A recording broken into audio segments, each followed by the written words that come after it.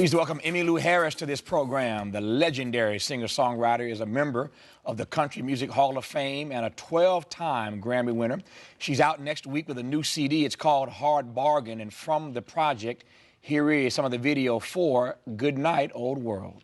I leaned over to you during that clip and said to you how good you still sound, and you said to me, well, I'm just very blessed, you know, that I still love my work and I can still work. I still have an audience and love what I do. And I'm even able to have kind of a little bit of a second career in dog rescue. Doesn't pay anything, yeah, but it's become a real passion for me. So I have a couple of passions in my life that I'm able to put my energy and time into. And it doesn't get much better than that, you know.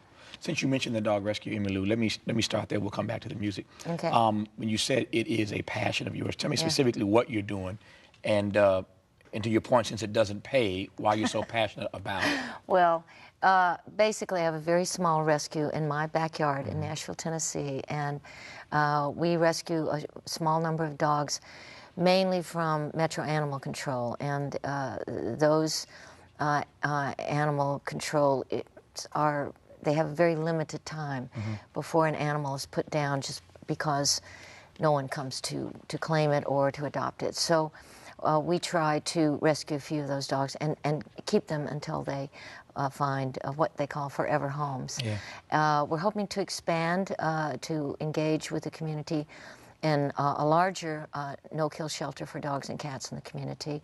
But my little shelter in my backyard will stay very, very small. Yeah. So. Have you always been an animal lover? Yeah, pretty much. You know, my father was actually studying veterinary medicine when World War II broke out, and he joined the Marine Corps and then met my mother, and they eloped, and so he never went back to pursue that. He remained a pilot in the Marine Corps. But, you know, my father and the relatives on my mother's side and aunts and uncles, everyone had pets, and I think instilled in me a sense of compassion and respect for all living creatures, for animals. So, and we always, but I didn't live on a farm or anything, so we just had household pets, dogs and cats. Yeah. Since you mentioned your father and changing of careers, I've been dying to ask you this. So you graduate as the valedictorian of your high school class. Yes, I did. You go, yeah. Are you still proud of that? No, number one. That's cool. I mean, it was something. I was just such obsessed with studying and getting straight A's. I don't think I really learned anything, but I got good grades. I hear that. You know what I mean? That's a powerful point. I'll come back to that in just a second. Okay. I promise. I'm going to put a pin in that for just a second. All right. Because I want to finish this other thought first. You graduate valedictorian out of your high school class. You go off to college. And then you, at some point, have to tell your parents that you're dropping out of school after being the valedictorian to pursue your music career. Right. What did your mom and dad say about that? My parents were not very happy. They were very worried about me pursuing a career that, even if I had talent, might not give me the happiness and the success that any parent hopes for their child. But I have to say that my parents, for all their reservations, they were incredibly supportive. Then, of course, when things didn't work out and I ended up being a single mother with a young daughter, I had no place to go at one point but then to come home. And there was never any of this, I told you so. It was opening with welcome arms as long as I need to be there. They were an extraordinary help for me with my daughter, who's now 41. And so really, a lot of the things that happened for me in my career, I couldn't have done without the support and the love of my parents. Yeah. Back to that valedictorian story now. Okay. Two things I want to ask you about. One, when you talk about how obsessed you were with studying, is that part of your personality? Have you been that obsessed, that dedicated, that committed to your music career and everything else that you work on?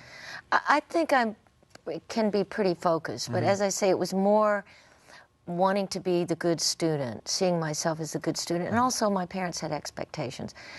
They wouldn't have cared if I got a B or a C or even a D. They wouldn't have cared, but somehow I set it up for myself that I could get the good grades, so I had the ability to really memorize stuff and give it back. I was the perfect student for that kind of education that didn't really require you to think too much, so that I could really almost ace it, you know, because I had a 4.0 average from 8th grade through 12th. It's ridiculous. It's embarrassing. It is embarrassing. I can't believe I just told everybody. On top of that, she becomes a country star. This is too much. Before I ask you one last question about the valedictorian thing, I got to turn to the camera and say something to my mom right quick. Okay. Mom, Emmylou's parents didn't care if she got a C or a D. I digress on that. Anyway, when you said earlier that you were so obsessed with trying to get those grades and keep that 4.0 average from 8th grade on, that you're unsure whether you learned anything. I want you to tell me more about that, because I think that's part of what we're wrestling with that right now in our education system. Right.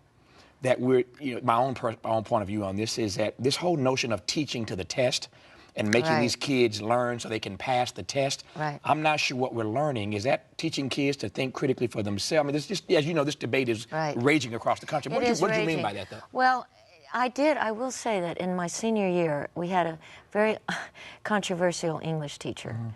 And he was very tough. He was asking kids to think.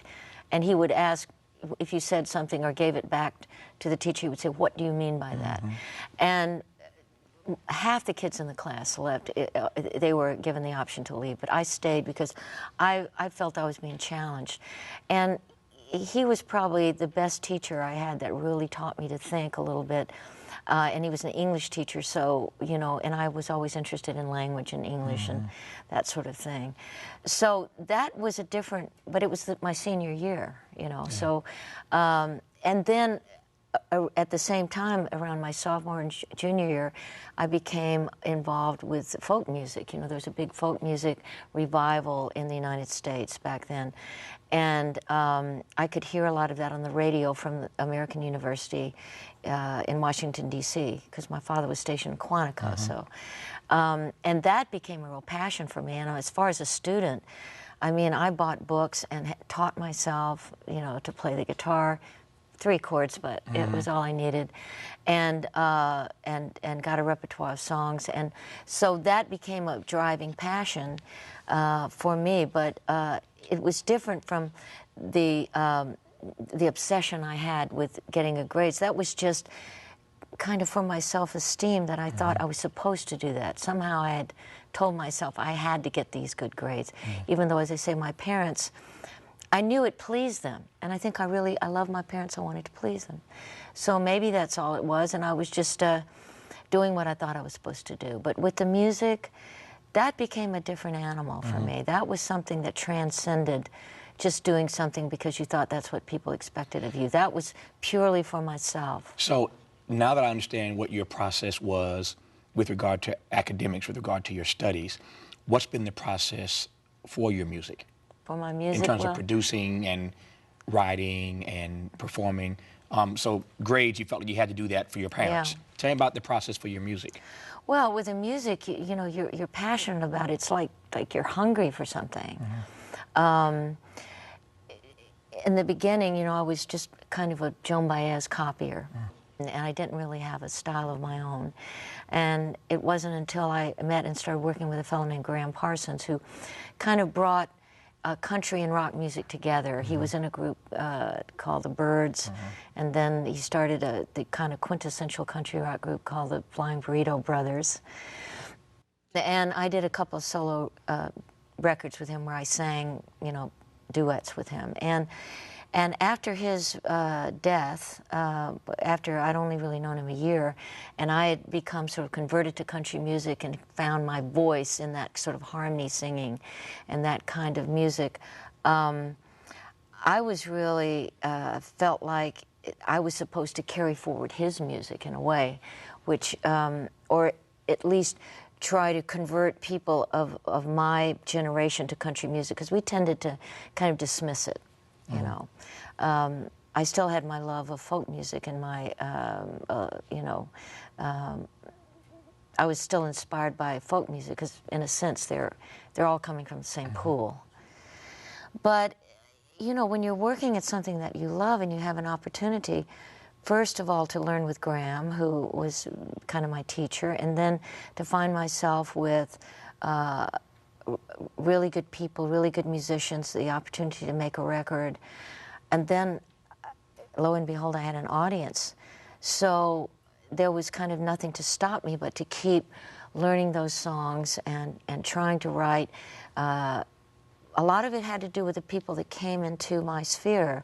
Wonderful, talented young writers like Rodney Crowell, you know, who were of kind of my generation, but who understood and loved country music. So it was just a matter of keeping it something that you know, why would you stop? You know, I love the road. I loved going out and playing for people. Yes, still.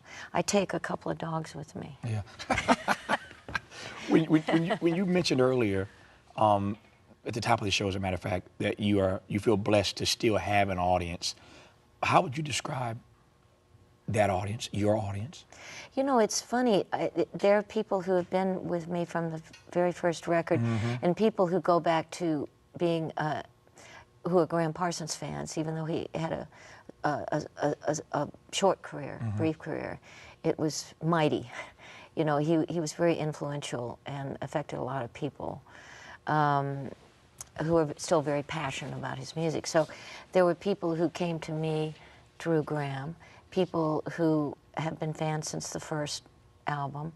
And for a while there, I would have younger people come up and say, "My father just loves your music." Now it's becoming grandfathers, but that's okay. I'm a grandmother.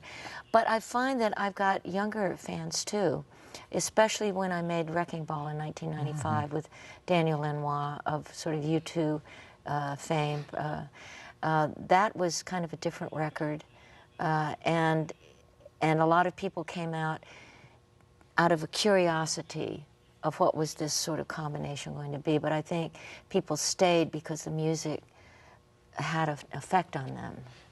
I'm trying to understand, given that you admittedly were a Joan Baez copy initially, how it is that Graham helped you, Emmylou, to find your own voice, your own song stylings. How do you when you start out as a copy, how do you turn yourself into an original? Well, you start out, I think everybody starts out copying somebody. Somebody, yeah. You know, you try to copy the best people.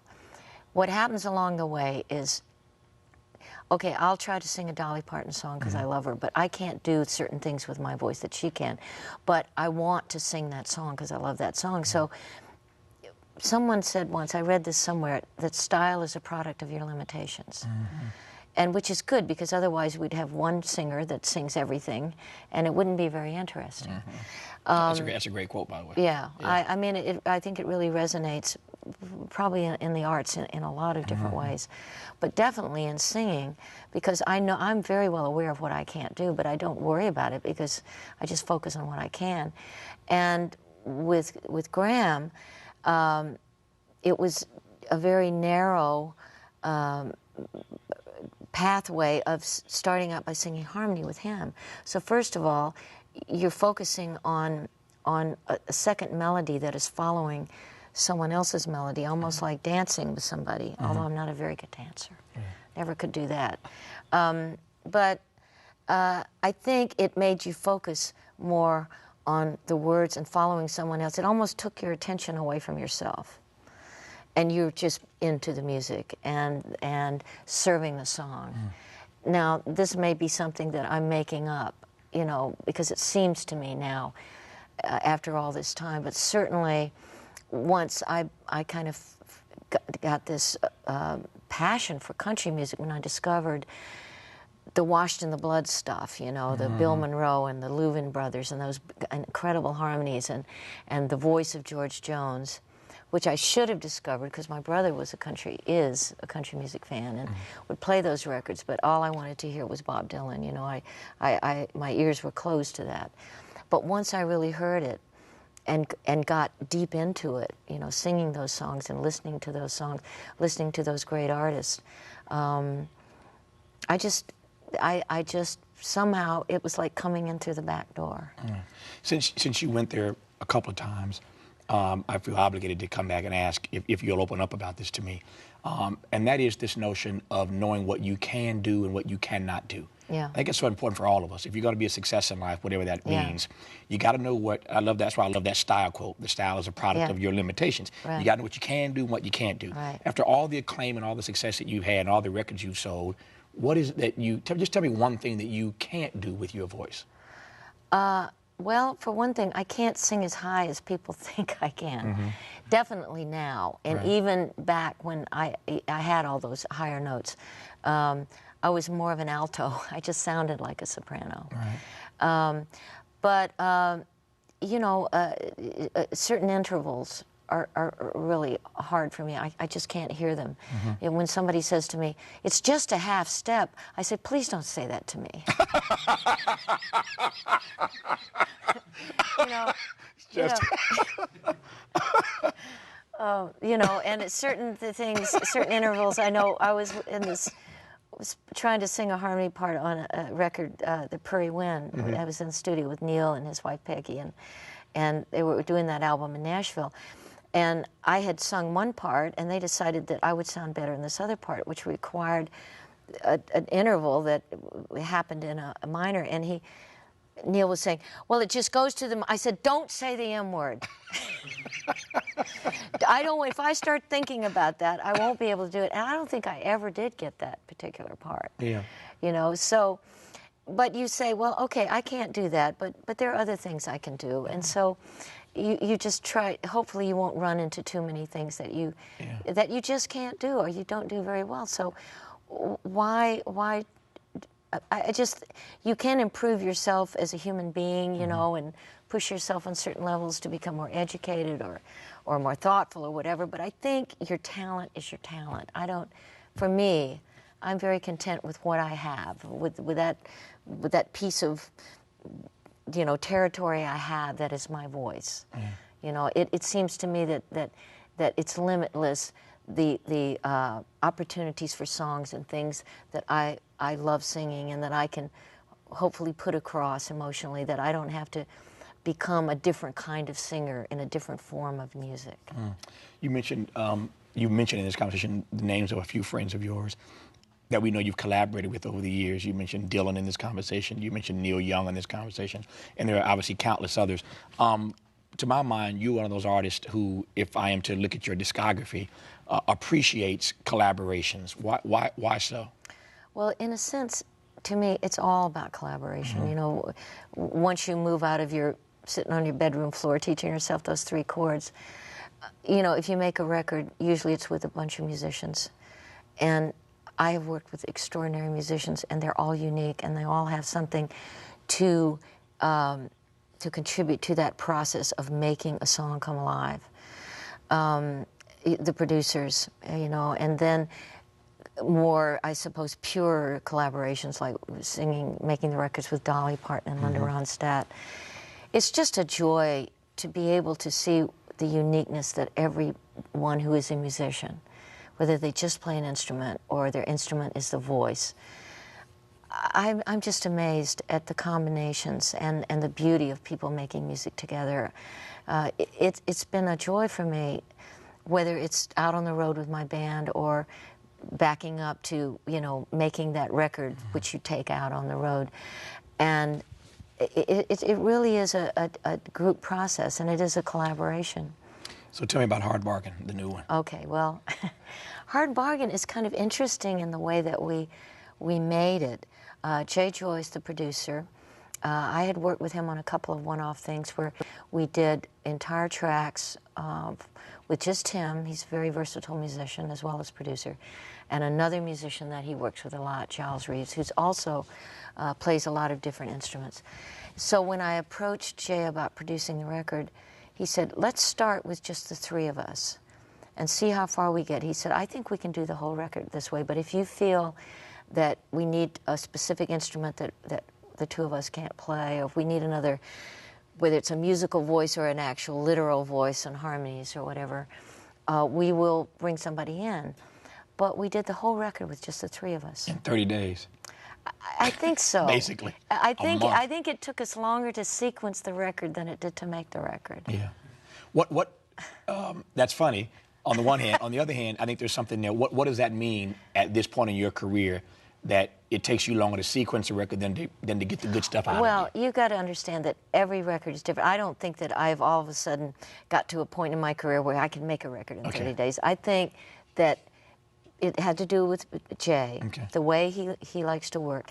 He knew the songs. Every time I got a song and we knew what we wanted to record, you know, he had just a guitar and vocal, so he could study up on it. I mean, I'm assuming this is how he works, but he was certainly prepared. Day one, when I came in, and he said, let's start with this song, he certainly had the ideas of what he wanted to play, and consulting with Giles to see what Giles wanted to play. I knew what I was going to play, because I was just going to play the song as I had written it. And basically, it was all laid out, and we just kept doing takes until we got a pretty good live vocal that we could then maybe make a little better with a few overdubs, because I like to do several passes after we finished and decided on the take. I like to sing the song 3, 4, 5, even 6 times, while the molecules are still moving in the room, you know, and your voice is still in that place that is really warmed up, and you feel like you've really got a hold on the song. I got 45 seconds left. We opened the show with a piece from the record, from the CD, Good Night Old World. But when I got this CD, I couldn't wait to put this one thing on because I just had to hear it. You'll appreciate this. I'm a black man, obviously, born in Mississippi. So you know where I'm going with this, obviously. When I see a track called My Name is Emmett Till. Right. Tell me quickly about that track. Well, I'm from Alabama, Birmingham, and a very tumultuous history that we share from totally different sides. But really, the story of Emmett Till is part of our history, and that terrible tragedy, a story that, you know, we're so aware of. I was actually listening to NPR, and they were talking about Emmett Till, made me remember the story. And I just sometimes Tavis, I think that you channel things, because I just got that line that I was born a black boy. My name is Emmett Till, and from there, most of the song is just a retelling of that horrific tragedy that happened, without any kind of emotion in a way, in his own voice, and then, from my point of view, giving him the words that he shouldn't just be a footnote in history, that we must always remember the tragedy of a life cut short for such a terrible reason. But once again, it's the mystery of songwriting. We don't really know where these things come from. I can tell you this, when I heard that track, it reminded me of what I love about your work, and it is the truth that comes through, the humanity that comes through in your music. So thank you for that. Thank you. Thanks for having me, Tavis. The new project from Emmylou Harris is called Hard Bargain. Emmylou, again, good to have you on. Come back anytime. I'll be here. That's our show for tonight. Thanks for tuning in. Until next time, good night from L.A. and keep the faith.